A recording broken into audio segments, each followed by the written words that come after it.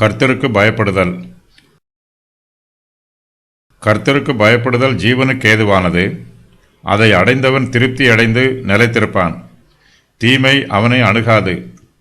நாம் கர்த்தருக்கு பயந்து ஜீவிக்கும்போது தீமை நம்மை அணுகாது. கர்த்தருடைய பிள்ளைகளுக்கு பாடுகளும் வேதனைகளும் நெருக்கங்களும் உபத்திரவங்களும் வரலாம். ஆனாலும் இவை எதுவும் நம்முடைய ஆத்மாவை சேதப்படுத்தாது. இக்காலத்து பாடுகள் கொஞ்ச காலம் மாத்திரமே நம்மிடத்தில் இருக்கும். இவையெல்லாம் சீக்கிரத்தில் நம்மை விட்டு போய்விடும்.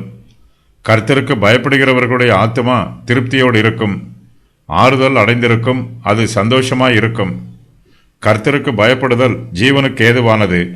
நாம் கர்த்தருடைய வார்த்தைக்கு கீழ்ப்படிந்து ஜீவிக்கும்போது கர்த்தர் நமக்கு நித்திய ஜீவனை கொடுக்கிறார். கர்த்தருடைய பிரமாணத்திற்கு கீழ்ப்படியாமல் முரட்டாட்டம் பண்ணுவது பாவமானது என்னும் எண்ணமும், கர்த்தர் தமக்கு விரோதமாக கலகம் பண்ணுகிறவர்களை தண்டிப்பார் என்னும் பயமும் நம்மிடத்தில் இருக்க வேண்டும். அப்போதுதான் நம்மால் ஜீவனுக்கு ஏதுவான பாதையில் நடக்க முடியும். ஜீவனை அடைந்தவன் திருப்தி அடைந்து அதில் நிலைத்திருப்பான். அவனிடத்தில் மெய்யான சந்தோஷம் இருக்கும். அவனுடைய சந்தோஷம் பூரணமாய் இருக்கும்.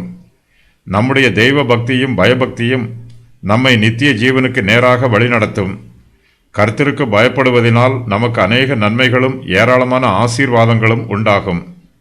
கர்த்தருக்கு பயப்படுகிறவர்கள் அவருடைய அடிச்சுவடுகளை பின்பற்றி நடப்பார்கள்.